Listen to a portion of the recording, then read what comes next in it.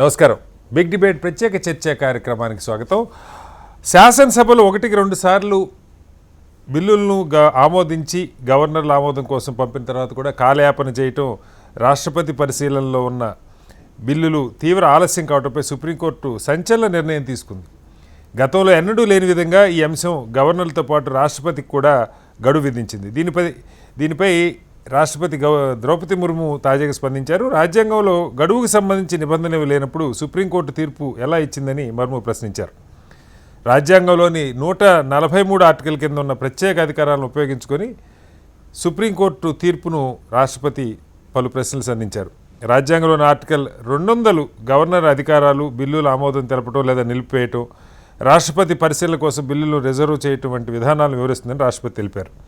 రాజ్యాంగంలో రాష్ట్రపతి లేదా గవర్నర్ల అధికారాలను ఆర్టికల్ 142 కింద సుప్రీంకోర్టు తన సొంత అధికారాలతో ఎలా భర్తీ చేయగలదని ప్రశ్నించారు. సుప్రీంకోర్టుకున్న ప్లీనరీ అధికారాలను రాష్ట్రాలకి, కేంద్రాలకు వ్యతిరేకంగా దుర్వినియోగం చేస్తున్నాయా? రాష్ట్రపతి, గవర్నర్లకు కోర్టులు గడువు ఏ విధంగా నిర్దేశిస్తాయని ద్రౌపది ముర్ము ప్రశ్నించారు. తమిళనాడు శాసనసభ ఆమోదించిన 10 బిల్లులను ఆ రాష్ట్ర గవర్నర్ ఆర్ఎన్ రవి ఆమోదించకుండా తన వద్దే ఉంచుకోవటం సరికాదని ఈ ఏడాది ఏప్రిల్లో సుప్రీంకోర్టు స్పష్టం చేసింది. దీనికి సంబంధించి 415 పేజీల తీర్పును వెలువరించింది. రాష్ట్రాలు పంపే బిల్లులను రాష్ట్రపతి లేదా గవర్నర్ గరిష్టంగా 3 నెలల్లో ఆమోదించడమో, తిప్పి పంపించడమో చేయాలని తెలిపింది. బిల్లులను రాష్ట్ర ప్రభుత్వానికి వెనక్కి పంపిస్తున్నట్లయితే అందుకు గల కారణాలను కూడా జత చేయాలని తెలిపింది. ఈ తీర్పు తర్వాత కూడా గవర్నర్లు బిల్లులపై జాప్యం చేస్తుంటే సుప్రీంకోర్టును నేరుగా ఆశ్రయించవచ్చని న్యాయస్థానం తెలిపింది. రాజ్యాంగ అధికారం 142 ద్వారా అటువంటి సంపూర్ణ అధికారం సుప్రీంకోర్టుకు ఉంది అని justice JB Pardiwala, justice R Mahadevan ధర్మాసనం తేల్చెప్పింది. ఈ అంశం మీద ఇవాళ బిగ్ డిబేట్లో చర్చను చేపట్టాం. చర్చలో మనతో పాటు మాల్యాద్రి గారు జిల్లా జడ్జిగా చేసి రిటైర్ అయ్యారు. అలాగే సుప్రీంకోర్టు న్యాయవాది వారు మనతో ఉన్నారు. అలాగే విఠల్ గారు భారతీయ జనతా పార్టీ సీనియర్ నాయకులు వారు కూడా మనతో ఉన్నారు. మరి కాసేపట్లో డాక్టర్ జయప్రకాష్ నారాయణ గారు లోక్సత్తా వ్యవస్థాపకులు, అలాగే అద్దంకి దయాకర్ గారు ఎమ్మెల్సీ కాంగ్రెస్ పార్టీ నాయకులు కూడా మనతో జాయిన్ అవుతారు. ముందుగా మాల్యాద్రి గారు నమస్కారం. అయ్యా నమస్కారం అండి. మాల్యాద్రి గారు, మనం చూసాం ఈ తమిళనాడు గవర్నమెంట్ సుప్రీంకోర్టుకి దాదాపు 10 బిల్లులకు సంబంధించి సంవత్సరన్నర పాటు జాప్యం చేసిన తర్వాత గవర్నర్ గారు వాళ్ళు కోర్టుకు వెళ్ళారు. కోర్టు చాలా గట్టిగా దాని మీద తీర్పునిస్తూ ఇలా బిల్లుల్ని సంవత్సరాల తరబడి పెండింగ్ పెట్టుకోవడం కరెక్ట్ కాదు, ఆ బిల్లులన్నీ పాస్ అయిపోయినట్టుగానే భావించాలని చెప్పి తీర్పిస్తూ అటు గవర్నర్లకి, రాష్ట్రపతికి కూడా తనకున్న విచక్షణాధికారాలను ఉపయోగించి ఒక గడువు నిర్దేశించింది. 3 నెలల్లో మీరు అంగీకరించడమో తిరిగి పంపడమో చేయాలి. తిరిగి పంపే పని అయితే కారణాలను కూడా దానికి జత చేయాలని. దీని మీద తీర్పు వచ్చిన వెంటనే అప్పటి ఉపరాష్ట్రపతి జగదీప్ ధన్కడ్ గారు చాలా ఘాటుగానే రియాక్ట్ అయ్యారు. అయితే రాష్ట్రపతి గారి నుంచి ఎలాంటి స్పందన రాలా. కానీ నిన్న కొత్త సిజేఐ గారు ప్రమాణ స్వీకారం చేసిన వెంటనే బహుశా నిన్న ఎప్పుడో రాష్ట్రపతి గారు క్వశ్చన్ చేసినట్టారు. తనకున్న ఆర్టికల్ 143ను ఉపయోగించి తనకున్న అధికారాలతో సుప్రీంకోర్టును ఆవిడ ప్రశ్నించారు. బహుశా దాని మీద మనకు వినపడుతున్న వార్తలు ఏంటంటే ప్రస్తుత సిజేఐ గారు దీని మీద ఒక రాజ్యాంగ ధర్మాసనాన్ని కూడా ఏర్పాటు చేస్తారన్నటువంటి వార్తలు ఆల్రెడీ వస్తూ ఉన్నాయి. అసలు ఏంటి దీన్ని వ్యవస్థల మధ్య సంఘర్షణ అనుకోవాలా? సుప్రీంకోర్టు అలా గడువు నిర్దేశించవచ్చా? దాని మీద ప్రత్యక్షంగా అటు ఉపరాష్ట్రపతి కానీ లేకపోతే రాష్ట్రపతి గారు కానీ రియాక్ట్ కావటం సమాజంలో వ్యవస్థల పట్ల గౌరవాన్ని పెంచే విధంగా ఉందా, తగ్గించేలాగా ఉందా? నమస్కారం అండి. మీకు ప్యానెల్లో ఉన్న విఠల్ గారికి, రాబోయే జయప్రకాష్ నారాయణ గారికి, మళ్ళా మన దయాకర్ గారికి అందరికి కూడా నమస్కారాలు. నమస్తే సార్. మనం గతంలో కూడా దీని మీద ఒక చర్చ చేసుకున్నాం కాబట్టి ఇప్పుడు మనము ఈ టాపిక్ అనేది ప్రస్తుతం ప్రెసిడెంట్ ఆఫ్ ఇండియా ఒక లెటర్ అయితే రాశారు. అది అడ్వైజరీ జ్యూరిడిక్షన్ కింద. ఆ అడ్వైజరీ జ్యూరిడిక్షన్ కింద రాసినటువంటి ఆ లెటర్ యొక్క ప్రాముఖ్యత ఏంటి, ఆ లెటర్ల ద్వారా ఆమె ఏం అడుగుతుంది, దాని ద్వారా జరగబోయే ఫర్దర్ కాంప్లికేషన్స్ ఏంటి అనేది మనం డిస్కస్ చేసుకుంటే బాగుంటుంది. చెప్పండి సార్. అయితే భారత రాష్ట్రపతి శ్రీమతి ద్రౌపది ముర్ము గారు భారత రాజ్యాంగంలోని ఆర్టికల్ 143(1) ప్రకారం సుప్రీంకోర్టుని సంప్రదించడం జరిగింది. ఓకే. రాష్ట్రపతి మరియు గవర్నర్ల అధికారాలు, విధులు మరియు సుప్రీంకోర్టు నిర్ణయాలపై 14 ముఖ్యమైన రాజ్యాంగ సంబంధిత ప్రశ్నల్ని పెట్టారు. ఓకే. మరి ఈ అభిప్రాయం కోరడం సుప్రీంకోర్టు ఇటీవల తమిళనాడు ప్రభుత్వ పిటిషన్ పై ఇచ్చిన తీర్పు నేపథ్యంలో జరిగిందనేది అందరికీ తెలిసిందే. అవును. ఇందులో ముఖ్యంగా గవర్నర్ ఆర్ఎన్ రవి గారు 10 బిల్లులను ఆమోదించడం ఆలస్యం చేయటం అక్రమం మరియు స్వేచ్ఛ నిర్ణయం అని పేర్కొనబడింది. మరియు రాష్ట్రపతి మరియు గవర్నర్ బిల్లుల్ని మళ్ళీ సమర్పించిన తర్వాత 3 నెలల వ్యవధిలో నిర్ణయం తీసుకోవాలని కూడా సూచించడం జరిగింది. అక్కడ వచ్చింది సమస్య. అవును. ఈ సమస్యల్లో మనం చూస్తే ఆర్టికల్స్ 200, 201, 142, 143, 145 ఈ ఆర్టికల్స్ అన్నిటిపైన కూడా కీలక నిబంధనలపై స్పష్టత కోరుతూ ఉన్నాయి. ఓకే. ఓకే. ఆ స్పష్టత కోరేదానికి సంబంధించి మనం చూస్తే కొన్ని ప్రశ్నలు ఊహాజనితంగా కూడా ఉన్నాయి. ఓకే. అంటే ఆల్రెడీ వచ్చిన ప్రాబ్లమ్స్ కాకుండా రాబోయే ప్రాబ్లమ్స్ కూడా ఓకే మీరేమైనా అదే సలహా ఇవ్వండి అని అడిగినట్టుగా అనిపించింది నాకు. ఏంటి సార్ ఆ క్వశ్చన్? ఊహాజనితంగా ఉన్న క్వశ్చన్ అంటే నా దృష్టికి రాలేదు. జస్ట్ మీ దగ్గర అందుబాటులో ఉంటే కనుక. ఓకే. ఉన్నాయండి, ఉన్నాయి, అవి కూడా చెప్తాను మీకు. చెప్పండి. ఇప్పుడు మనం చారిత్రాత్మకంగా అడ్వైజరీ జ్యూరిడిక్షన్ యొక్క ఇప్పుడు దాకా ఎవరెవరు వాడారు, దానికి సంబంధించి ఏం జరిగింది, ఓకే, అసలు అడ్వైజరీ జ్యూరిడిక్షన్ కింద మీ సలహా ఇవ్వాల్సిన బాధ్యత సుప్రీంకోర్టు మీద ఉందా, ఓకే, ఆ సుప్రీంకోర్టు ఒకవేళ ఇవ్వను అంటే ఏం జరగద్ది, ఓకే, ఓకే, ఒకవేళ ఇచ్చిన తర్వాత ఆ అభిప్రాయం కోరింది కాబట్టి అది ఇచ్చారు కాబట్టి దాన్ని ఖచ్చితంగా మరి పాటించాలా, ఇటువంటి చాలా ముఖ్యమైన విషయాలు. చెప్పండి సార్. సో పంపిన 14 ప్రశ్నలకు చూస్తే మనము మంత్రి మండలి సలహాని తప్పనిసరిగా అనుసరించాలా, అది ఆర్టికల్ 200 ప్రకారం ఆమె అడిగిన క్వశ్చన్. Okay, okay. అదే విధంగా మరి మాల్యాద్రి గారు, హలో మాల్యాద్రి గారు, మీ వాయిస్ కట్ అయింది. మళ్ళీ తీసుకుంటాను మాల్యాద్రి గారు, మీ వాయిస్ తీసుకుంటారు. ఒకసారి విఠల్ గారు, మన అద్దెకి దయాకర్ గారు కూడా జాయిన్ అయ్యారు. దయాకర్ గారు నమస్కారం. విఠల్ గారు, ముందుగా మీ దగ్గరికి వస్తాను. అంటే అసలు ఫండమెంటల్గా ఒక చిన్న ప్రశ్న ఏంటంటే, ఈ తీర్పు వచ్చి దాదాపు నాకు గుర్తుండి నెలన్నర పైన అయింది. వెంటనే అప్పటి ఉపరాష్ట్రపతి గారు జయదీప్ ధన్కర్ గారు చాలా గట్టిగానే రియాక్ట్ అయ్యారు. ఆయన వృత్తిరీత్యా న్యాయవాది, ఆయనకి దాని మీద అవగాహన ఉండొచ్చు, ఆయన రియాక్ట్ అయ్యారు. ఇది రైటా రాంగ్ అని చెప్పి రియాక్ట్ అయ్యారు. రాష్ట్రపతి గారు ఇప్పుడు ప్రశ్నించడానికి అంటే సందర్భం కూడా కొత్త సిజేఐ గారు నిన్ననే ప్రమాణ స్వీకారం చేశారు. ఈ జడ్జిమెంట్ ఇచ్చినప్పుడు ఉన్నటువంటి సిజేఐ గారు, అఫ్కోర్స్ ఆ జడ్జిమెంట్ సిజేఐ గారు కాదు ఇచ్చింది, మనకి ఇద్దరు జడ్జిలు ఇచ్చారు, జస్టిస్ జేపీ పార్థివాలా అలాగే జస్టిస్ ఆర్ మహదేవన్ గారు ఇచ్చిన తీర్పు అనుకోండి. బట్ పాత సిజేఐ ఉన్నప్పుడు ప్రశ్నించాల. కొత్త సిజేఐ గారు బాధ్యత తీసుకున్న తొలి రోజే రాష్ట్రపతి గారి ప్రశ్నలు వచ్చినాయి.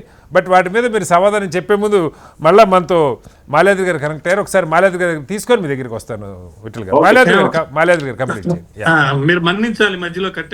No problem sir, no problem, go ahead. అదే విధంగా గవర్నర్ లేదా రాష్ట్రపతి బిల్లును ఆమోదించడంలో సమయ పరిమితులు విధించవచ్చా, ఇది ఎంత చూడండి, సమయ పరిమితులు విధించి తీర్పిచ్చారు. అవును, ఇచ్చిన తర్వాత అట్లా విధించవచ్చా అని మళ్ళీ సలహా అడుగుతున్నారు. ఓకే. మరి 2 విషయాలు. ఒకటి ఏంటంటే, president of India acts as per the advice of council of ministers. So ఇది ఇప్పుడు ప్రభుత్వం, మరి బీజేపీ ప్రభుత్వం అక్కడ ఉంది కాబట్టి అడిగించినట్టే అనుకోవాలంటారు. వాళ్ళు పొలిటికల్ గా వాళ్ళే అడిగిచ్చారా, ఓకే, లేకపోతే president of India on her own అవును లెటర్ రాశారా, అంటే ఈ అడ్వైజరీ జ్యూరిడిక్షన్ అడిగారా అనేది ఒకటి. ఈ రెండో ప్రశ్న నేను అడిగాను కదా, సమయ పరిమితులు విధించవచ్చా అంటే, జరిగిపోయిన ఒక విషయం. యాక్చువల్ గా నేను కూడా లాస్ట్ టైం మీ డిబేట్ లో చెప్పింది ఏంటంటే, ఇది 2 బెంచ్ జడ్జిమెంట్. అవును, అవును. దీని మీద కాన్స్టిట్యూషనల్ బెంచ్ 5 బెంచ్కి వెళ్ళాలి 143 ప్రకారం, దానికి రెఫర్ చేస్తే బాగుంటది, అక్కడికి వెళ్తారు అన్నట్టుగా చెప్పాను. అవును అవును అవును. కానీ ఆ కోర్స్ అడాప్ట్ చేయకుండా రెండు ముఖ్యమైన విషయాలు, ఒకటి ఏంటంటే చీఫ్ జస్టిస్ మారిపోయిన తర్వాత వేయటం, ఎస్. రెండోది అయిపోయిన విషయాల మీద బెంచ్కి వెళ్లకుండా, కాన్స్టిట్యూషనల్ బెంచ్కి వెళ్లకుండా ఓకే ఇట్లా అడిగితే ఇది మళ్ళీ ఇది కాన్స్టిట్యూషనల్ బెంచ్కి రెఫర్ అవుతుంది. Okay okay okay. సో ఆ కాన్స్టిట్యూషనల్ బెంచ్కి వెళ్ళడం అనేది ఒక విధంగా చెప్పాలంటే అలా వెళ్లకుండా ఇలా వెళ్తుందని. Okay okay. మరి అప్పుడు దాకా ఆ తీర్పు లేదా ఆ ఒపీనియన్ వచ్చేదాకా ఈ తీర్పును అమలు చేయరా? Okay okay. అంటే 3 months లోపల చేయాలి కదా. అవును అవును. మళ్ళీ ఇంకో విషయం ఏంటంటే ఆర్టికల్ 361 ప్రకారము అవును. గవర్నర్ చర్యలు న్యాయ సమీక్షకు లోబడి ఉంటాయా? ఇదేం ప్రశ్న అండి? అంటే ఆ న్యాయ సమీక్షకి అన్ని చర్యలు, అందరి తీర్పులు ఉండాలని చెప్పి లాస్ట్ టైం మనం చెప్పుకున్నాం 2 కమిటీ రిపోర్ట్లు. అవును అవును. ఆ కమిటీలు ఏమన్నాయంటే ఒక 3 months గడువు పెట్టి ఆ లోపల కనుక ఇస్తే బాగుంటదని ఇస్తే దాన్ని బేస్ చేసుకొని సుప్రీంకోర్టు కూడా చెప్పడం జరిగింది. Okay okay. అయితే నేను కూడా చెప్పాను మీతోటి, ఏమన్నానంటే ఇట్లా కాదండి, వాళ్ళని ఎన్ని రోజుల లోపల అంటే ఎంత సమయం లోపల మీరు ఇవ్వాలనుకుంటున్నారు మీ ఇదని చెప్పి అడిగి ఒక హుందాగా చేసుకుంటే బాగుండేది. అంటే దాన్ని కూడా మీరు ఏ చట్టం కింద ఏ ఆర్టికల్ కింద అడుగుతున్నారు అంటారేమో సార్, నాకు తెలీదు. అంటే ఆర్టికల్ కింద అంటే సుప్రీంకోర్టుకి జ్యుడిషియల్ రివ్యూ పవర్స్ అని ఇచ్చాం కాబట్టి ఓకే దాని కిందే అడుగుతారన్నమాట. Okay okay right sir. మళ్ళీ వస్తాను మీ దగ్గరికి బాలాద్రి గారు. నేను ఈ తడా మీరు అడిగినప్పుడు నేను కొన్ని ప్రశ్నలు ఊహాజనితంగా అడిగిన ప్రశ్నలు ఉన్నాయి కొన్ని. అవును అవును. వాటి గురించి కూడా చెప్తా మీకు. తప్పకుండా తప్పకుండా మళ్ళీ తీసుకుంటా. అయితే ఇక్కడ ఒక చాలా ఇంపార్టెంట్ మ్యాటర్ ఒక్క మాట చెప్పేసి చెప్పండి సార్, చెప్పండి. Go head. అసలు ఈ ప్రాధాన్యత, ఈ అధికారం ద్వారా రాష్ట్రపతి ప్రధానమైన చట్టపరమైన ప్రశ్నలపైయే అడగాలి, లేదా ప్రజా ప్రయోజనానికి సంబంధించిన అంశాలపై మాత్రమే ఈ ఒపీనియన్ అడగాలి ఆమె. ఇక చట్టపరమైన ప్రశ్నలపై క్వశ్చన్స్ అన్నప్పుడు క్వశ్చన్ ఆఫ్ లా మీద ఆల్రెడీ తీర్పు వచ్చిన తర్వాత ఈ విధంగా లెటర్ రాయటం, ఆ అడ్వైజరీ జ్యూరిడిక్షన్ ఉంటే మిగతా విషయాలన్నీ అడుగుండొచ్చు, లేదే తీర్పు ఇచ్చిన దాని మీద కాన్స్టిట్యూషనల్ బెంచ్ కి వెళ్ళుండొచ్చు. సో అది కాకుండా ఇది అడగడం కొంచెం క్రిటిసిజం అయితే వచ్చింది. ఇక మిగతా విషయాలన్నీ మళ్ళీ మీరు నాకు అవకాశం ఇచ్చినప్పుడు నేను ఖచ్చితంగా వాటి మీద మాట్లాడతాను. తప్పకుండా సార్. విఠల్ గారు, మీరు విన్నారు జడ్జి గారి ఒపీనియన్. అంటే ఇప్పుడు వ్యవస్థలు మనం 2 అంశాలు, అసలు ఇద్దరు జడ్జీల ధర్మాసనం ఇచ్చిన తీర్పు మీద 5 జడ్జి బెంచ్కి వెళ్ళొచ్చు, లేదా విస్తృత ధర్మాసనకి వెళ్ళమని కేంద్రం దాని మీద కోర్టుకి వెళ్ళొచ్చు, సుప్రీంకోర్టు. కానీ అది చేయకుండా సుప్రీంకోర్టు జడ్జిమెంట్ మీద గతంలో ఉపరాష్ట్రపతి గారు విమర్శలు ఘాటుగానే, ఇప్పుడు స్వయంగా రాష్ట్రపతి గారు లేఖ రాయటం, దాన్ని సుప్రీంకోర్టు ఏదో అధికారాలను మింగేస్తున్నట్టుగా మనం చాలాసార్లు చర్చించుకున్న విఠల్ గారు. ఈవెన్ స్పీకర్ల వ్యవస్థ దగ్గర నుంచి కూడా, స్పీకర్ల అంటే ఈవెన్ కోర్టులు జడ్జిమెంట్ లేట్గా ఇస్తే కూడా మనం అందరం దాన్ని క్వశ్చన్ చేస్తాం, justice delayed is justice denied అని. ప్రజలు ఓట్లేసి, అవి కేంద్ర ప్రభుత్వాలు కావచ్చు, రాష్ట్ర ప్రభుత్వాలు కావచ్చు, ప్రజలు ఓట్లేసి ఎన్నుకున్న ప్రభుత్వాలు రాజ్యాంగబద్ధంగా కొన్ని నిర్ణయాలు చేస్తే వాటిని ఆమోదించాల్సిన బాధ్యత గవర్నర్లకి లేకపోతే రాష్ట్రపతికి ఉండదా? దానికి ఒక టైం లిమిట్ పెట్టకపోవటం వాళ్ళకి గౌరవించడం అయితే, ఆ గౌరవాన్ని నిలుపుకోకపోవటం తప్పు కాదా? నెలల తరబడి, సంవత్సరాల తరబడి బిల్లుల్ని తేల్చకుండా, వెనక్కి కూడా పంపకుండా అలా పెట్టుకుంటే అక్కడిచ్చే ప్రజలకు ఓట్లేసినటువంటి ప్రభుత్వాలు ఏమి సమాధానం చెప్పుకోవాలి? వాళ్ళని ప్రజలు మ్యాండేట్ ఇచ్చారు. దీని మీద చాలాసార్లు చర్చ జరిగింది. చాలా రాష్ట్రాల్లో ఇదే తంతు నడుస్తూ ఉంది. గవర్నర్లపై ప్రాధేయపడుకోవటం, తెలంగాణలో గతంలో బీఆర్ఎస్ ఉన్నప్పుడు చూసాం, ఆయన కాస్త అలిగితే అవి కాలేదు. సరే, రేవంత్ రెడ్డి గారు కాస్త చాకచక్యంగా ఉడుపుగా 4 రోజులకు ఒకసారి పోయి గవర్నర్ గారు కలిసి ఈ దుస్థితి ఉండాలా, ప్రజలు ఓట్లేసి అనుకున్న ప్రభుత్వాలకు ఈ దుస్థితి ఉండాలా, ఆ గౌరవాన్ని నిలుపుకోకపోవటం సమస్య. ఇప్పుడు లేఖ రాయటం కూడా నేనైతే కొంచెం అంటే ఈవెన్ ఒకవేళ ఏదైనా ఉంటే అది బహిరంగంగా రాకుండా చర్చల ద్వారా జరిగి ఉంటే బాగుండేదేమో. అది బహిరంగంగా రావటం, రాష్ట్రపతి సుప్రీంకోర్టుని ప్రశ్నిస్తుందంటే ఏదో ఒక గందరగోళంగా ఉంది. విఠల్ గారు ఏం చెప్తారు సార్? అక్కడ మీకు సార్ అక్కడ ఉన్న పెద్దలకి, మాలాద్రి గారికి, దయాకర్ గారికి, పెద్దలు జయప్రకాష్ గారికి, అదే వీక్షకులు గుడ్ ఆఫ్టర్నూన్, గుడ్ ఈవినింగ్ తెలియజేస్తూ, మనం ఈ చర్చ బహుశా ఒక 1.5 month బ్యాక్ అనుకుంటా మీ ఆధ్వర్యంలో చర్చించుకున్నాం. శంకర్ గారు మాట్లాడిన సందర్భం డెఫినెట్ గా మళ్ళొకసారి ఇప్పుడు మాట్లాడుకుంటున్నాము. సార్ మన అన్నిటికీ రాజ్యాంగమే సమాధానం సార్. వి సుప్రీం అంటే ఇక్కడ supreme court is not a supreme, president is not a supreme. ఎవరికి వాళ్ళకి ఇండిపెండెంట్ స్టేటస్ ఉంది కదా సార్. ఇప్పుడు పార్లమెంట్ అంటే ప్రెసిడెంట్ గారు, లోక్సభ, రాజ్యసభ. పార్లమెంట్ అంటే supreme court is highest judicial authority. అదేవిధంగా ఎగ్జిక్యూటర్, ఇవి మనకున్నటువంటి రాజ్యాంగంలో పొందుపరుచుకున్న అంశాలు. ఎవరి పరిధిలో వాళ్ళకు ఎవరి రాజ్యాంగం ప్రకారం ఎవరి పరిధిలో విధులు, అధికారాలు, బాధ్యతలు ఉన్నాయి కదా సార్. రాష్ట్రపతి గారికి ప్రథమ పౌరుడు, విశేషమైన అధికారం ఉన్నటువంటి వ్యక్తి. సరే, కౌన్సిల్ ఆఫ్ మినిస్టర్స్ అడ్వైజ్ అయినప్పుడు కూడా ఆయన supreme commander, union head of the union, అట్లా executive authority, head of the executive, తనకున్నటువంటి విశేషమైన అధికారాలు ఉన్నాయి. మన ఇక్కడ కాన్ఫ్లిక్ట్ ఎక్కడ వచ్చిందంటే సుప్రీం కోర్టుకి, తర్వాత రాష్ట్రపతి గారికి లేదా గవర్నర్ గారికి ఈ పెండింగ్ బిల్లుల మీద కాన్ఫ్లిక్ట్ వచ్చింది. సుప్రీం కోర్టు గత 2 months బ్యాక్ 3 months ఒక జడ్జ్మెంట్ ఇచ్చింది. 3 months లోగా మీరు పాస్ చేయకపోతే అవి పాస్ అయినట్టే లెక్క అని చెప్పేసి అక్కడ Tamil Nadu government already bill pass without concept of governor. కోర్టే చెప్పింది ఈ బిల్లులో ఆటోమేటిక్ పాస్ అనుకోవచ్చు అని చెప్పింది.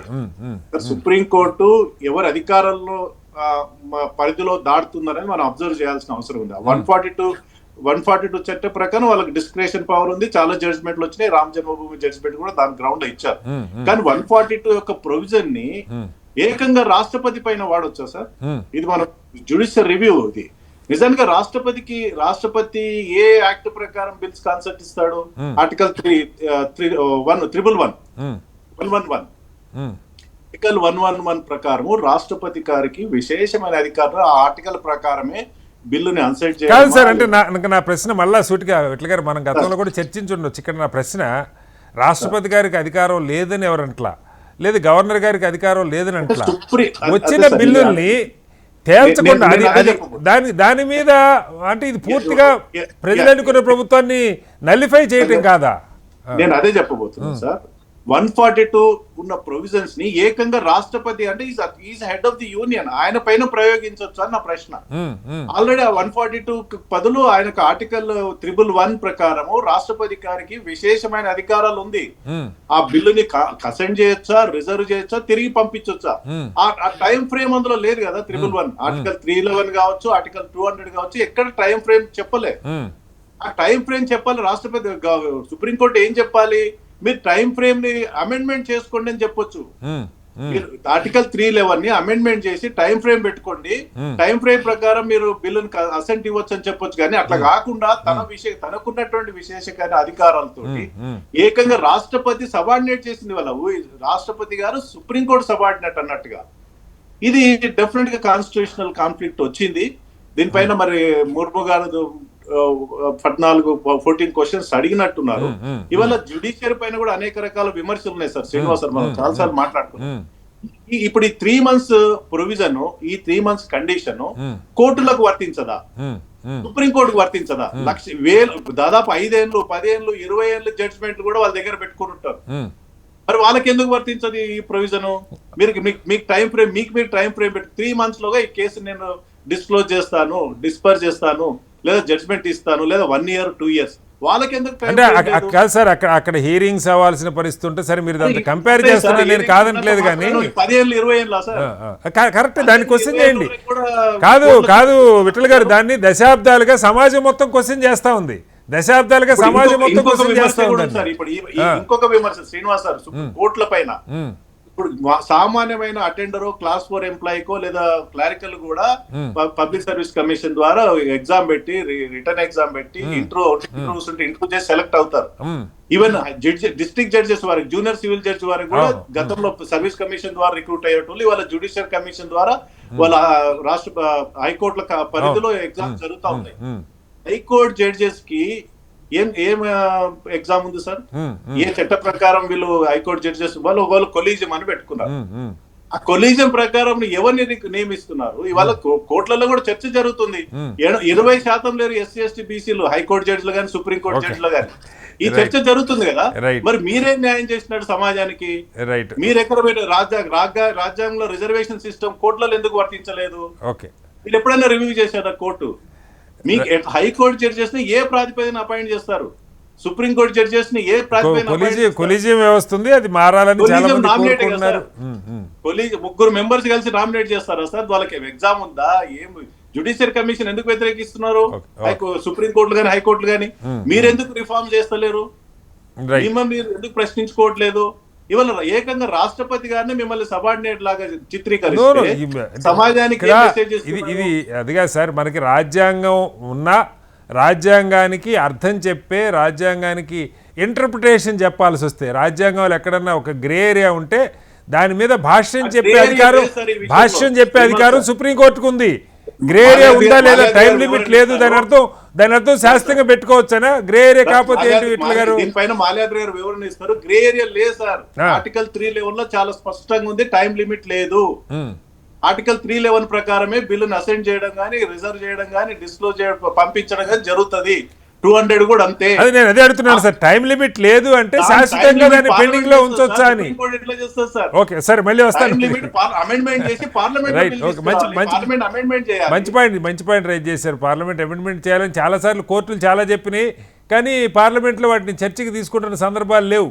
మనం చూసాం ఎలక్షన్ కమిషన్ విషయంలో కూడా supreme court can give a direction to parliament amendment చేసుకోవచ్చు అని చెప్పొచ్చు. ఓకే ఎట్లా ఆర్డర్ పాస్ చేస్తుంది అది? రైట్. ఒకసారి దయాకర్ గారు, మీరు విన్నారు విఠల్ గారు కానీ లేదు మాల్యాద్రి గారు కానీ చెప్పిన అంశాలు. అంటే ఇక్కడ ఎప్పుడైతే ఈ ప్రశ్న వస్తుందో, అంటే ఇక్కడ కాంటెక్స్ట్ మనందరికీ తెలుసు, కొత్త సీజే గారి బాధ్యతలు తీసుకున్న రోజే రాజకీయ అంశాలు కూడా ఖచ్చితంగా ఇమిడి ఉన్నాయి, లేవని మనం అనడానికి లేదు.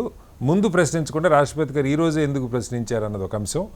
బహిరంగంగా ఆ వివరాలు బయటికి రావటం, సుప్రీంకోర్టుని రాష్ట్రపతి గారు వీటి మీద ప్రశ్నిస్తున్నారంటే వ్యవస్థలని ఎలా ప్రజలు వాటి మధ్య ఒక సయోధ్య ఉందనుకుంటారా, లేకపోతే ఒక ఘర్షణ నడుస్తుందనుకుంటారా?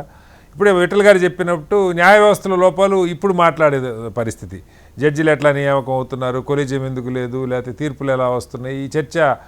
అంటే ఇది ఒకళ్ళిద్దరు బీజేపీ నాయకులు, ఎంపీలే స్వయంగా ఒక రకంగా మొన్నటి వరకు ఉన్న సీజే గారిని కొన్ని వేరే తీర్పులు, ఉదాహరణకు వక్ఫ్, వాటి మీద సమాజంలో అల్లరి జరిగితే మీరే బాధ్యత వహించాలని థ్రెటన్ చేసిన సందర్భాలు కూడా ఉన్నాయి. ఆ మాట సుప్రీంకోర్టే మాట్లాడింది. మా మీద ఇప్పటికే నిందలు ఆరోపిస్తున్నారు కాబట్టి మేము వీటిలో ఏలు పెట్టమని సుప్రీంకోర్టు స్వయంగా వ్యాఖ్యల్లో కూడా మాట్లాడిన సందర్భాలు ఉన్నాయి. ఎలా అర్థం చేసుకోవాలి? నమస్కారం కటారి గారు, పెద్దలు జేపీ గారికి, మాల్యాద్రి గారికి, విఠల్ గారికి గుడ్ ఈవినింగ్. ఇప్పుడు అంశము, రెండవది సందర్భం, ఇవి రెండింటిని మనం విశ్లేషించాలి. ఒకటి అంశం వచ్చినప్పుడు అది రాజ్యాంగానికి సంబంధించిన అంశం. రాజ్యాంగాన్ని ప్రశ్నించకుండా న్యాయ వ్యవస్థ, కస్టోడియన్ గా ఉండే న్యాయ వ్యవస్థను, తనకున్న అధికారాలను, పరిధులను ఏకంగా బాసే ప్రశ్నిస్తుంది. బాస్ అంటే రాష్ట్రపతి ప్రశ్నిస్తున్నది. అంటే నువ్వు నన్ను ఇట్లా అనొచ్చా, నీకు ఆ హక్కు ఉందా అంటే తండ్రిని పిల్లలు ప్రశ్నించినట్టు, తల్లిని పిల్లలు ప్రశ్నించినట్టు కనబడుతుంది మనకు బయటికి. కానీ ఉద్దేశపూర్వక నిర్లక్ష్యం అనేది ఎవరు చేసినా తప్పే. ఇది మీకు ఆర్టికల్స్ లోనో లేకపోతే ఇంకో రూపంలోనో ఇట్లా మనం వెతికితే ఉండదు. కోర్టు ఆ పదం కూడా వాడింది, నిష్క్రియాపరత్వాన్ని మేము చూస్తూ ఊరుకోమని కూడా వాడింది, ఉద్దేశపూర్వక నిర్లక్ష్యం అనుకోవాలి. రాష్ట్రపతిని మనం అపెక్స్ ఇండివిడ్యువల్ గా, లేదంటే అపెక్స్, ఇంకా చెప్పాలంటే ఒక సూపర్ న్యూమరీ కింద మనం చూస్తాం. ఏది బయట రాష్ట్రపతి అంటే మోర్ దాన్ పిఎం కాబట్టి పవర్ ఉంటే ఎవరైనా మామూలుగానే చూస్తారు. ఎందుకంటే ఈ మధ్య చూస్తున్నా కదా, నాకు కూడా పవర్ వచ్చినాక పవర్ కంటే ముందు పవర్ తర్వాత అన్నట్టు. అంటే రాష్ట్రపతిని అంబేద్కర్ గారు డిఫైన్ చేసేటప్పుడు ఈ రాజరికపు ఛాయల్ని కొరిగేసిండు.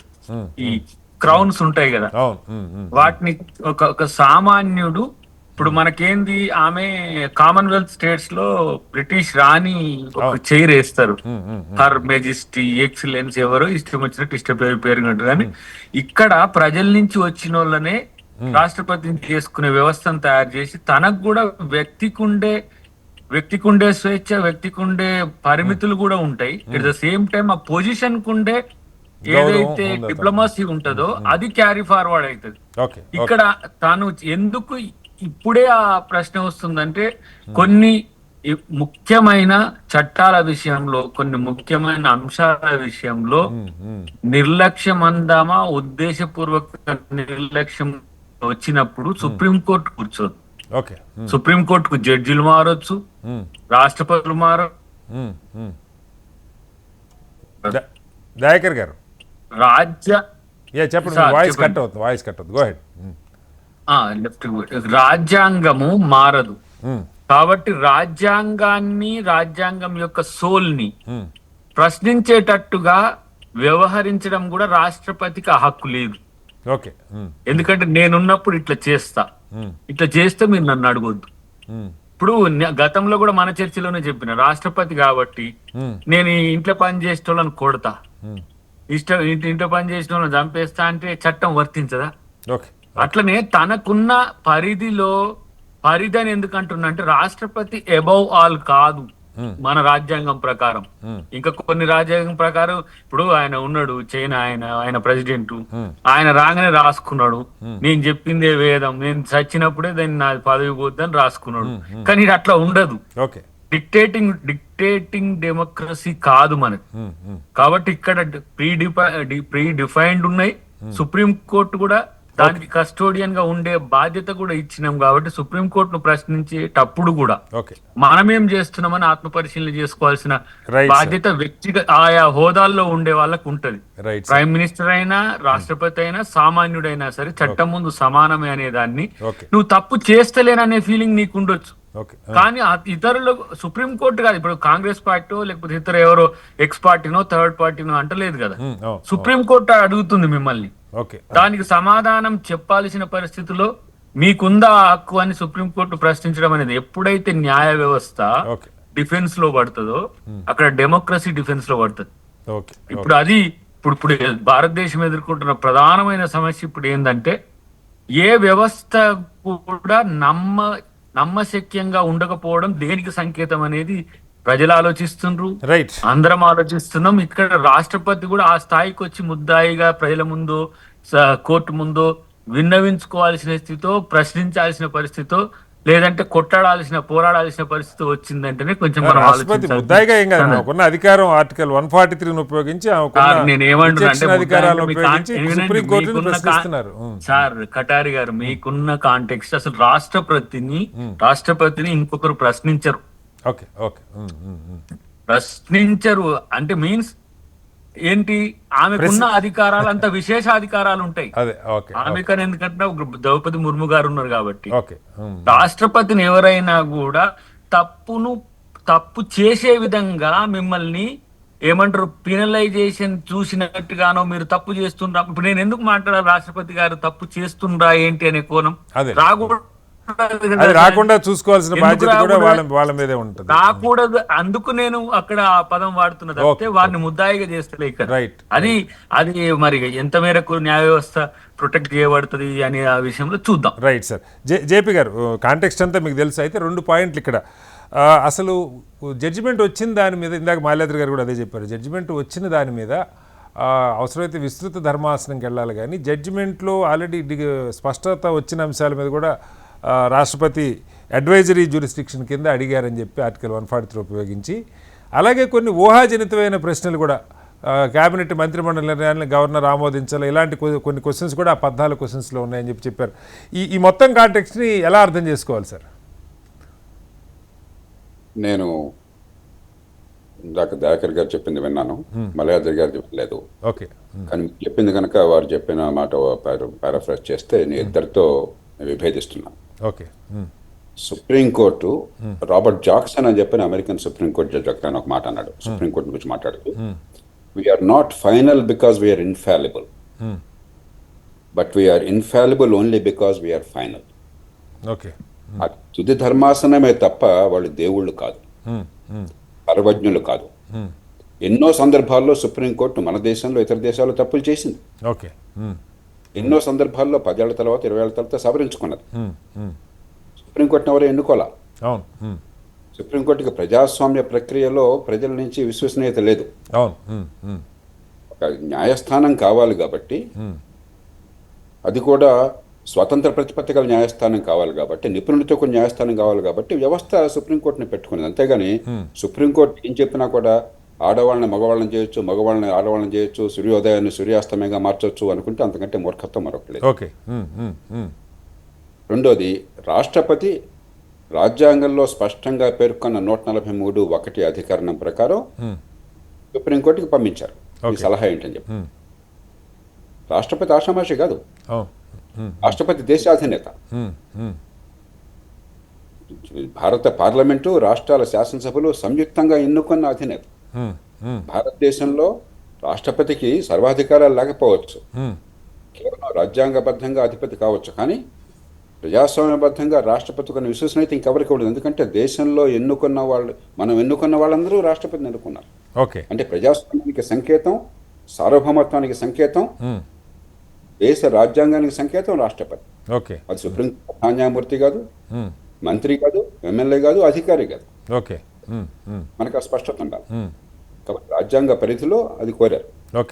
మూర్తి, నేను సుప్రీంకోర్టు స్వతంత్ర ప్రతిపత్తిని, న్యాయ వ్యవస్థ స్వతంత్ర ప్రతిపత్తిని గౌరవించేవాడిని, నమ్మేవాడిని.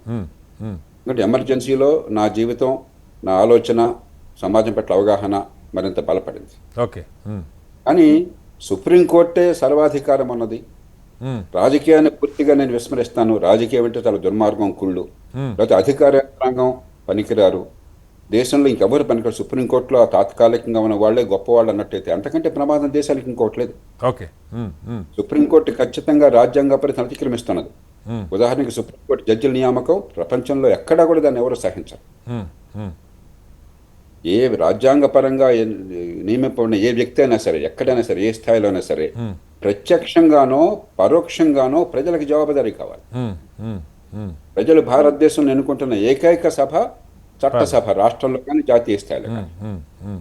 అయితే ఆ సభకి ప్రత్యక్షంగా జవాబుదారీ కావాలి, లేకపోతే పరోక్షంగా జవాబుదారీ కావాలి సభకు కానీ, సభ ఏర్పాటు చేసిన ప్రభుత్వానికి కానీ. అదేం లేకుండా మమ్మల్ని మేయర్ నియమించుకుంటాం, రైట్ సార్. మీరు జేపీ గారు, మీరు చాలా సందర్భాల్లో కొలీజియం కరెక్ట్ గా మనం ఆ అంశం వచ్చినప్పుడు దాన్ని స్పష్టంగా అలాగే మాట్లాడుకుంటున్నాం జేపీ గారు. ఈ నేపథ్యాన్ని చూడాలి మనం. ఓకే. రాజ్యాంగం ఏం చెప్పింది? చట్టసభ అంటే, లెజిస్లేచర్ అంటే పార్లమెంట్లో ఉభయ సభలు, రాష్ట్రపతి. రాజ్యాంగాన్ని జాగ్రత్తగా చూడండి. రెండు సభలు, రాష్ట్రపతి కలిస్తే లెజిస్లేచర్, శాసన వ్యవస్థ. రాష్ట్రంలో ఒక సభ అంటే ఒక సభ, రెండు సభలు అంటే రెండు సభలు, గవర్నరు కలిస్తే శాసన వ్యవస్థ. కాబట్టి సుప్రీంకోర్టు అసలు గవర్నర్ సంతకం లేకుండానే చట్టం అని చెప్పంటాం అరాచకత్వం, రాజ్యాంగాన్ని రద్దు చేసినట్లు లెక్క. రాజ్యాంగ అధినేత సంతకం లేకుండా చట్టం అయిపోయింది అనుకుంటే ఇంకా రాజ్యం ఎందుకు, రాజ్యాంగం ఎందుకు? చిన్నది అనుకుంటున్నాం. ఎందుకంటే రాజకీయం అంటే మనకున్న ద్వేషం వల్ల, రాజకీయంలో ఉన్న వాళ్ళ పక్షపాతంతో ఒకరిని వాళ్ళు కొట్టుకోవటం, తిట్టుకోవటం వల్ల ఇది చాలా చిన్నది కాదు, చాలా తీవ్రమైనది. అయితే గవర్నర్లు విచక్షణాధికారాన్ని దుర్వినియోగించడం ఖచ్చితంగా చేస్తున్నారు. నేను మొదటి నుంచి వాదిస్తున్నాను, అసలు గవర్నర్ వ్యవస్థ తీసిపారేయాలని కోరుతున్నాను. ఈ రూపంలో ఇప్పుడు ఉదాహరణకి మీకు జర్మనీలో మనకంటే బలమైన రాష్ట్రాలు ఉన్నాయి, మరి మనకంటే బలమైన ఫెడరల్ వ్యవస్థ ఉంది. అక్కడ గవర్నర్ లేరు, లేకపోతే కొంపై మునిగిపోవాలి. మీరు అదే చెప్పేవారు, 6,000 లాంటిది ఉన్నా లేకపోయినా అనేది చాలా సందర్భాల్లో మీరు కూడా చెప్పారు. లేదా గవర్నర్ని కూడా రాష్ట్రపతి లాగా ఎన్నుకుని ఏర్పాటు చేయొచ్చు. కానీ గవర్నర్ వ్యవస్థ అంటూ ఉన్నంత కాలం గవర్నర్కి శాసన నిర్మాణంలో పాత్ర లేకుండా చేసే అధికారం దేవుడికి కూడా లేదు. సుప్రీంకోర్టు దైవత్వాన్ని దాటాను అనుకుంటున్నది. మన దేశంలో ఏమైందంటే, స్వతంత్రం వచ్చిన కొత్త రోజుల్లో రాజకీయంలో ఉన్న వాళ్ళు ఏ తప్పు చేయరని మనందరికీ నమ్మకం. అంటే గాంధీ విలువలతో జేపీ గారు ఇంకోసం అపారమైన త్యాగాలు చేసిన వాళ్ళు, అన్ని వర్గాల ప్రజల్ని నిర్మాణం చేసిన వాళ్ళు. కాబట్టి మనం వాళ్ళు గౌరవించాం. కానీ కాలక్రమేణా రాజకీయంలో ఈ పక్షపాతాలు, రాజకీయ క్రీడ, అధికారం కోసం గందరగోళం, అధికార దుర్వినియోగం నివారణ అయిపోయింది. దాంతో వాళ్ళ మీద నమ్మకం పోయి చాలా కాలం ఏమంటున్న వాళ్ళం అధికారులు.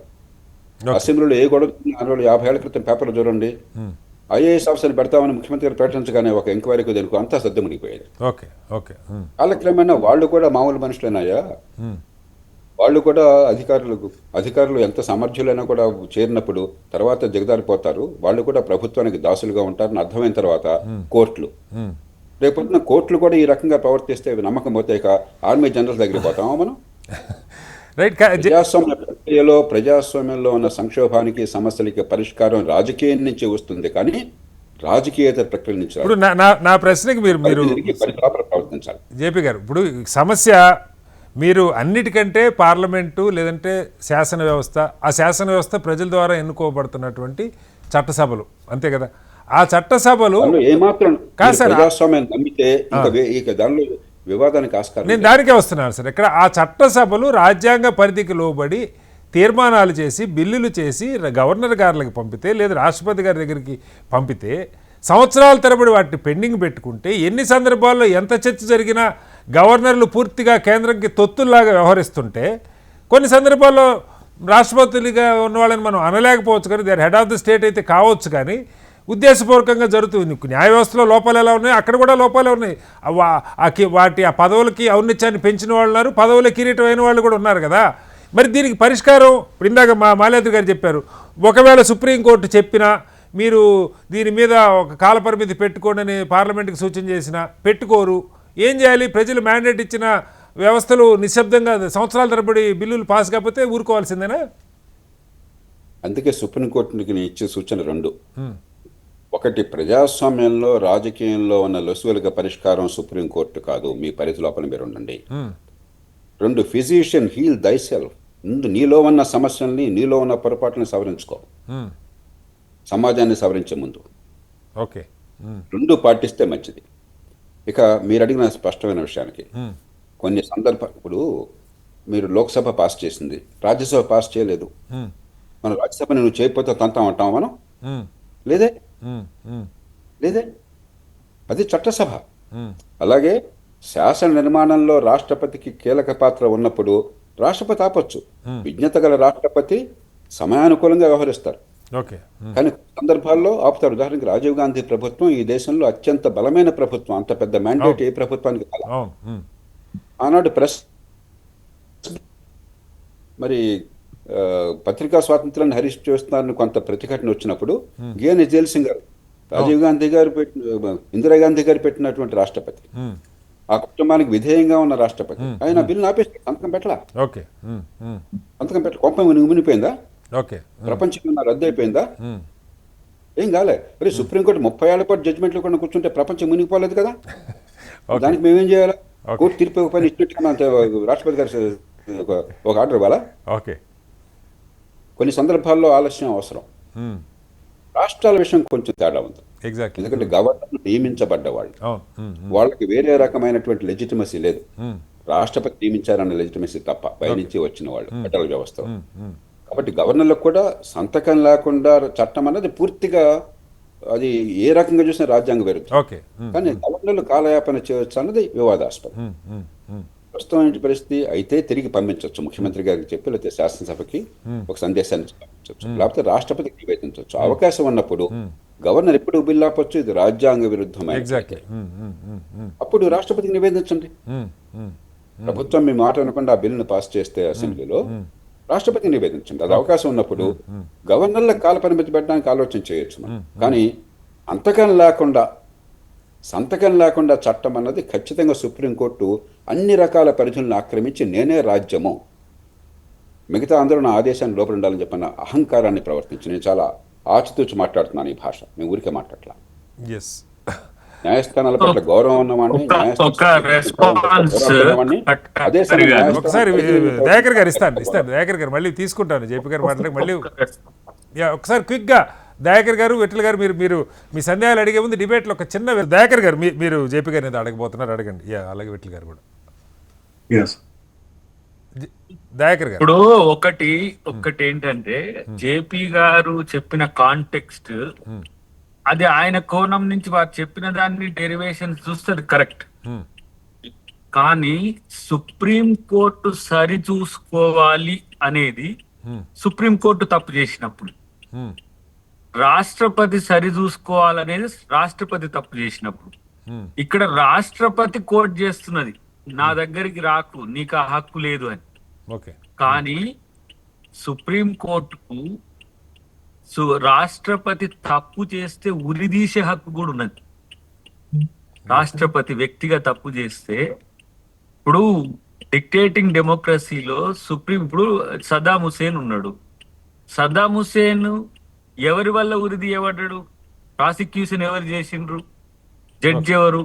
నీకు ఆ హక్కు లేదు అని అనే హక్కు ఎవరికి ఉంటుంది? రాష్ట్రపతికి ఉంటుంది. ఇప్పుడు ఇంతకుముందు చెప్పినా కదా, కాంటెక్స్ట్ బేస్డ్ గా ఉంటుంది. ఇక్కడ గవర్నర్ వ్యవస్థ అనేది పెరలైజ్ అయింది ఎందుకు అని అంటే అపాయింటెడ్ కాబట్టి. అపాయింటెడ్ ఇప్పుడు ఏమొస్తున్నాయి, వాళ్ళు కూడా నెగ్లిజెన్సీ అనేది డెలిబరేట్ గా చేస్తారు. అందులో సందేహం ఏముంది సార్? జేపీ గారు చెప్పినట్టు రాష్ట్రపతి విషయంలో కాస్త మనం లోతుగా ఆలోచన చేయొచ్చు. కొన్ని సందర్భాల్లో పార్టీలకు అతీతంగా రాష్ట్రపతి నిర్ణయాలు తీసుకునే అందుకని ఆ క్లారిటీ చెప్తా కాదు, వినండి సార్, ఇక్కడ క్లారిటీ చెప్తా. గవర్నర్లు ఏదైతే మీకు పంపిస్తున్నారో లేకపోతే పంపించకుండా ఆపుతున్నారో, పంపించిన వాటి పట్ల మీరు అట్లా నెగ్లెక్ట్ చేస్తున్నారో, you are also liable. You are a common men. ఎక్కడ భారత రాజ్యాంగం ప్రకారం, అమెరికా రాజ్యాంగము లేకపోతే పాకిస్తాన్ రాజ్యాంగము, ఇంకో రాజ్యాంగాలు వేరు ఉంటాయి. కానీ భారత రాజ్యాంగం ఎన్నుకోబడేది కామన్ మేనే గానీ ఎన్నుకున్న తర్వాత హెడ్ ఆఫ్ ది స్టేట్ కదా దయాకర్ గారు. అది మర్చిపోతున్నారు. వినండి సార్, నేను చాలా క్లారిటీగా చెప్తాను, కన్ఫ్యూజ్ కాకండి.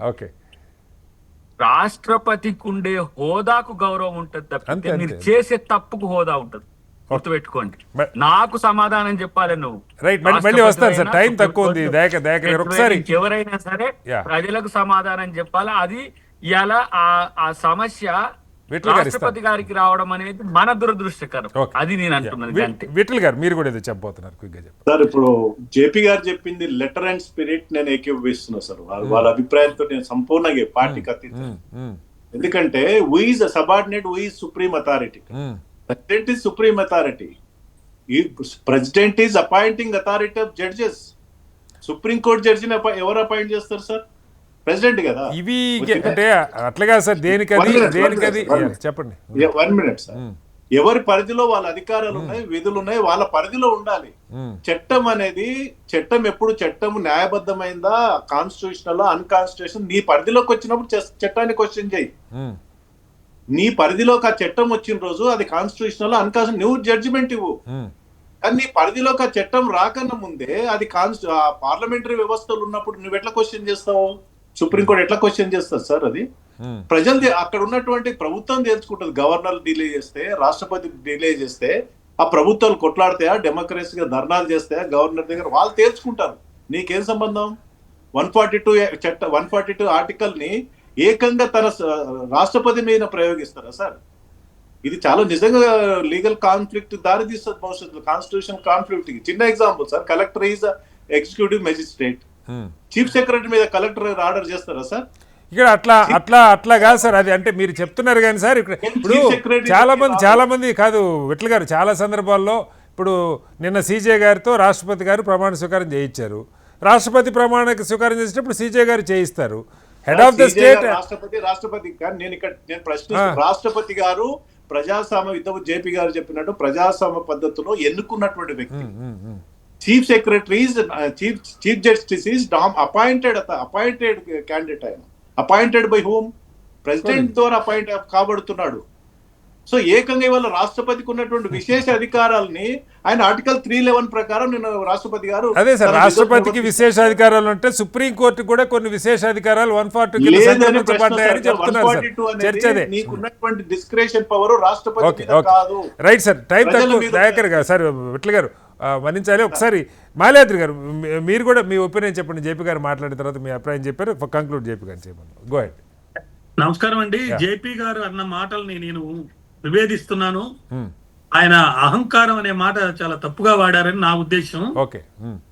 ఆ జడ్జిమెంట్ లో 2016లో హోం వ్యవహారాల మంత్రిత్వ శాఖ జారీ చేసిన ఆఫీస్ మెమరాండం ని, అంటే కాల పరిమితిని, రిజర్వ్ చేయబడిన బిల్లులపై కాల పరిమితి నిర్ణయాలను కోరుతూ సర్కారియా కమిషన్ 1988లో, మంచి కమిషన్ 2010లో ఇచ్చినటువంటి అన్ని రిపోర్ట్లని, సిఫార్సులని గమనించి పరిగణలో తీసుకున్న తర్వాతనే తీర్పిచ్చారు. తర్వాత వీళ్ళు అపాయింటింగ్ అథారిటీ ఆయన కాబట్టి ఎలక్టెడ్ కాదు కాబట్టి సుప్రీంకోర్టుకి విశేష అధికారాలు లేవని చెప్పడం కూడా అది హాస్యాస్పదం. ప్రజాస్వామ్యంలో రాజ్యాంగంలో ఎవరి విధులు వాళ్ళకి రాశారు. సుప్రీంకోర్టు పవర్స్ అనేవి సపరేట్ గా రాశారు. కాబట్టి ఎలక్టెడ్ వాళ్ళు ప్రజల చేత ఎన్నుకోబడ్డా కూడా ప్రజల చేత ఎన్నుకున్న ప్రజలే లేకపోతే ప్రజలే ఈ రాజ్యాంగాన్ని రాసుకున్నారు. ఆ రాజ్యాంగంలో సుప్రీంకోర్టుకి కొన్ని పవర్స్ ఇచ్చారు, జ్యుడిషియల్ రివ్యూ పవర్స్. అవి ఎక్సర్సైజ్ చేసినప్పుడు ఏదైనా పొరపాటు జరిగితే దాన్ని మళ్ళీ సరిదిద్దేదానికి వేరే మార్గం ఉంది. అంతేగాని సుప్రీంకోర్టుకి అహంకారం ఉందని ఆయన చెప్పడం అనేది నేను ఆయన గౌరవిస్తాను, కానీ తప్పుగా భావిస్తున్నాను. అదే విధంగా మరొక ముఖ్యమైన విషయం ఏంటంటే ఈ ప్రశ్నలలో కొన్నిట్లో ఖచ్చితంగా అనవసరమైన అంటే అవసరం లేని ప్రశ్నలు అన్నట్టుగా కొన్ని ఉన్నాయి. వాటిల్లో ముఖ్యంగా నేను చెప్పదలుచుకుంది 10వ ప్రశ్న. సుప్రీంకోర్టు ఆర్టికల్ 142 ప్రకారము రాజ్యాంగ నిబంధనలకు విరుద్ధంగా ఆదేశాలు ఇవ్వగలదా? ఇక్కడ ఇవ్వండి, ఇచ్చే పవర్ మీకుంది, అయితే కంప్లీట్ జస్టిస్ చేసేదానికి మీకు ఆ పవర్ ఇస్తున్నామని చెప్పి ఆర్టికల్లోనే రాస్తున్నారు. సో అదేదైనా ఉంటే అది అమెండ్ చేసుకోవచ్చు, అట్లాంటి పవర్ మీకు లేదని. కానీ ఆ ప్రశ్న ఇలా అడగటం అనేది ఒక విధంగా ఇప్పుడు అవసరం లేదనిపించింది. అదే విధంగా 6వ ప్రశ్న 145 క్లాస్ 3 ప్రకారం రాజ్యాంగ సంబంధిత ప్రశ్నలు కనీసం 5 న్యాయమూర్తులతో కూడిన బెంచ్ విచారించాలా? 143లో అదే చెప్పింది. 145 క్లాస్ 3లో 5 మందితోనే విచారించాలని చెప్పింది. కాబట్టి ఇక్కడ మెయిన్ ఇంపార్టెంట్ థింగ్ ఏంటంటే టైమింగ్. సుప్రీంకోర్టు ఈ పవర్ ప్రెసిడెంట్ ఆఫ్ ఇండియాకి పవర్ ఉంది, అది రాశారు. అయితే ఇందాక నేను మీకు చెప్తున్నప్పుడు ఒక విషయం చెప్పాను, ఏంటి ఇది హైపోథెటికల్ క్వశ్చన్స్ మీద కూడా అడిగింది అనేది. అయితే ఇక్కడ ఒక చిన్న మనవి, 1935 యాక్ట్ లో opinion only questions of law మీదనే అడగాలి, 35 యాక్ట్. కానీ కాన్స్టిట్యూషన్ ఏం రాశారంటే questions of law and fact including certain hypotheticals కూడా అడగొచ్చు. రైట్ సార్, టైం తక్కువ ఉంది, మాల్యాద్రి గారు మన్నించాలి. చాలా పాయింట్స్ చెప్పారు. జేపీ గారు దీని మీద ఎలా ఇప్పుడు ప్రభుత్వం సరే కొన్ని సందర్భాల్లో వ్యాఖ్యలు ఎలా ఉన్నా ఇప్పుడు ఇది విస్తృత ధర్మాసనంకి వెళ్తుందా, లేకపోతే ప్రజల సమస్యలకి పరిష్కారం కూడా కావాలి కదా? ఎన్నుకున్న ప్రభుత్వాలు తీసుకున్న రాజ్యాంగబద్ధ నిర్ణయాలు దశాబ్దాలుగా పెండింగ్ పడతా ఉన్నాయి, వాటికి కూడా పరిష్కారం కావాలి కదా, ఏం చెప్తారు? క్లుప్తంగా 3 అంశాలు శ్రీనివాస్. ఒకటి, సుప్రీంకోర్టు కనుక గవర్నర్లు కాల పరిమితి లోపల నిర్ణయం చేయాలి, అయితే బిల్లును ఆమోదించాలి, అయితే తిరస్కరించి మళ్ళీ పంపించాలని చెప్పి అన్నట్టయితే గొడవ ఉండేది కాదు. గవర్నర్ సంతకం లేకుండా చట్టం అంటే రాజ్యాంగాన్ని అతిక్రమించడమే కాదు, అరాచకత్వానికి దారితీస్తుంది. నాకు ఏమాత్రం సందేహం, ప్రపంచ చరిత్రలో ప్రజాస్వామ్యబద్ధ ప్రక్రియలో రాజ్యాంగబద్ధ పాలనలో ఇంతవరకు రాజ్యాంగాధినేత సంతకం పెట్టకుండా చట్టం అయిపోయిందని కోర్టు ప్రకటించే సంఘటన జరగలేదు. చరిత్రలో ఒక్కటే దాఖలా చూడండి. కాబట్టి అక్కడ అహంకారం అన్న మాట నేను నాకు తెలుసు పరుషమైన పదం అని చెప్పాను, కావాలనే చర్చరేకెత్తించాలని వాడాను. కాలపరిమితి పెట్టి సంతకం మీరు ఎస్ఆర్ నో అనండి అని చెప్పంటే అహంకారం అన్నమాట, పరిధి అతిక్రమించలేదని చర్చ వచ్చేది. ఇప్పుడు ఖచ్చితంగా అహంకారం, నా ఇష్టం ఏదైనా చేయొచ్చు అన్న భావన. ఇక రెండోది, మళ్ళీ నేను చాలా స్పష్టంగా చెప్తున్నాను, రాజకీయంలో చాలా సమస్యలు ఉన్నాయి. ఎన్నో సమస్యల మీద నేను గొంతెత్తి పోరాటాను. ఈ దేశంలో అసలు ఇంతవరకు చర్చకు రాని సమస్యలు ఎలా వెనెత్తింది లోక్సత్తా ఉద్యమం, ప్రజాస్వామ్యపీఠం. దానికి పరిష్కారం న్యాయమూర్తుల దగ్గర లేదు. రాజకీయ వ్యవస్థ నుంచి, ప్రజల అవగాహన నుంచి, రాజకీయ పార్టీల నుంచి, చట్టసభల నుంచి పరిష్కారాలు వస్తాయి. కానీ దేశంలో సమస్యలన్నిటికీ రాజ్యాంగం పరిధిలో కాకుండా, రాజకీయం సంబంధం లేకుండా పరిష్కారం వస్తుంది అనుకుంటే నియంతృత్వానికి దారితీస్తుంది. మూడోది అంటే అర్థం గవర్నర్లు సరిగ్గా ప్రవర్తిస్తున్నారని కాదు. రాజ్యాంగ సభలో చాలా చర్చ జరిగింది అసలు గవర్నర్ల పాత్ర గురించి. మొదట్లో గవర్నర్లని రాష్ట్రపతిలాగా ఎన్నుకోవాలని సూచించింది రాజ్యాంగ అప్ కమిటీ. తర్వాత విచిత్రంగా వల్లభాయ్ పటేల్ గారి నాయకత్వంలో ఉన్నటువంటి కమిటీ గవర్నర్ని ప్రత్యక్షంగా ఎన్నుకోవాలని సూచించారు. రాజ్యాంగ సభలో చర్చ జరిగింది. అరే అధికార సరైనది కాదని చెప్పని అభిప్రాయపడి అప్పుడు మొదట అనుకున్నటువంటి దానికి మొగ్గాల్సింది, దానికి మొగ్గకుండా నామినేట్ పెట్టారు చివరికి. పునరాలోచించాలి. అయితే గవర్నర్ల వ్యవస్థ ప్రస్తుతం రీతిలో రద్దు చేసి పారేసి ప్రత్యక్షంగా ఎన్నికలు జరపండి. రాజ్యాధినేత ప్రభుత్వాధినేత ఒకళ్ళే చేసేయండి, గొడవలేదు. అసలు జరుగుతుంది అదే. ఇవాళ కేబినెట్ అనేది నామమాత్రమే తప్ప ముఖ్యమంత్రి సర్వాధికారి అవును. మనందరికీ తెలుసు. అలాంటప్పుడు ఆయన రాజ్యాంగ నేతగా చేసే పరిస్థితి కూడా ఉండదు అసలు. మంచి వచ్చాడు ఓకే. ఏమన్నా రాజ్యాంగ విరుద్ధంగా ఉంటే రాష్ట్రపతికి అధికారం ఇవ్వండి, కోర్టులు చూసుకుంటే రాజ్యాంగ విరుద్ధమా కాదా అని చెప్పాను. ఒక నిర్ణయం, ఒక చట్టం. లేదా గవర్నర్ని కనీసం రాష్ట్ర చట్టసభలు, మరి మూడో అంచె ప్రభుత్వాలు కూడా రాజ్యాంగబద్ధమైనాయి కాబట్టి పూర్వం లేవు, ఇప్పుడు రాజ్యాంగబద్ధమైనాయి మంచికొచ్చుడుకో. ఓకే. ఆ మూడో అంచె ప్రభుత్వం నుంచి ప్రతినిధులు వాళ్ళు ఎన్నికను ఏర్పాటు చేస్తే ఒక రాజకీయ ప్రక్రియ, ఒక విశ్వసనీయత, ఒక లెజిటిమసీ ఓకే. ఉంటుంది. అప్పుడు కాస్త సంయమనం ఉంటున్నారు రైట్ సార్. ప్రవర్తనలో కూడా. యా. అంతే తప్ప పరిష్కారాన్ని కోర్టుల నుంచి అన్నిటికీ ఆశించడం చాలా పొరపాటు అయినటువంటిది. సార్, ఇది టైం దేశంలో యా. రాజ్యాంగ వినాశనానికి, ప్రజాస్వామ్య హననానికి దారితీస్తుంది. Right sir. టైం అయిపోయింది. మొత్తంగా ఒక రాజ్యాంగ పరంగా ఒక చిక్కు ప్రశ్న కనపడుతున్నది. అయితే దీనికి పరిష్కారం కోర్టుల్లో కాదు, చట్టసభల ద్వారానే రావాలి, ప్రజలు ఆలోచించి రావాలంటున్నారు. అయితే ప్రజలు ఇంత లోతుగా ఎప్పుడు ఆలోచన చేస్తారు? కొన్ని ఎమోషన్స్ మీద రాజకీయంగా నిర్ణయాలు జరుగుతున్నటువంటి సమాజంలో ప్రజలకి న్యాయం జరగాలంటే ఎక్కడికి వెళ్ళాలి? ఇది సుప్రీంకోర్టు సుప్రీమా లేకపోతే రాష్ట్రపతి సుప్రీమా అన్న అంశం కాకుండా అంశాల వారీగా ప్రజలు ఆలోచన చేసుకున్నప్పుడే పరిష్కారాలు వస్తాయన్నది మనకు అర్థమవుతున్న పరిస్థితి. చర్చలో పాల్గొన్న జయప్రకాష్ గారికి, అలాగే మాల్యాద్రి గారికి, దయాకర్ గారికి, విట్ల గారికి ప్రత్యేక ధన్యవాదాలు. ఇది వాళ్ళ బిగ్ డిబేట్. మరోస్తే మళ్ళీ కలుద్దాం. అందరికీ నమస్కారం అసలు.